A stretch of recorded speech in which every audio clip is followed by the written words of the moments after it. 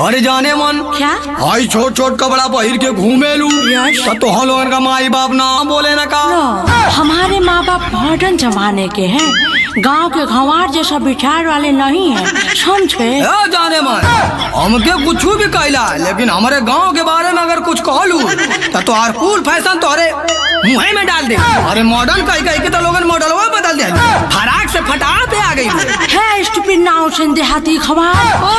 बड़ा मजा आया अंग्रेजी बोलने में। हाँ ही देखा हो इन्हान का तो भाषा वो बदल गए, ए जी वो जी से जाने कौन भी लाइटी भाषा कुल बोला था पूछी लगता